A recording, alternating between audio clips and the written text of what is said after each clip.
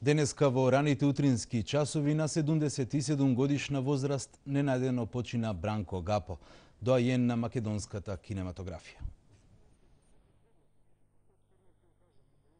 Почина Бранко Гапо, еден од најзначајните македонски синеасти. Во македонската играна филмска продукција, Гапо е автор со најмногу остварувања. Има реализирано 6 играни проекти. Денови на искушение, Истрел, Време без војна, Најдолгиот пат, Време води и Македонска сага.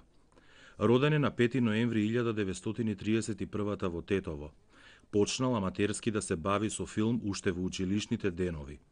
Професионално му се посветува на филмот во 1951 година, кога дебитира со прилози во филмските прегледи на Вардар филм.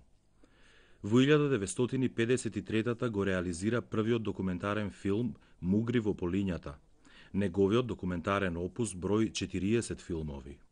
Добитник е на повеќе значајни награди на бројни југословенски фестивали и филмски смотри, но и пошироко. Во 1997 ја добива највисоката државна награда 11 октомври за животно дело.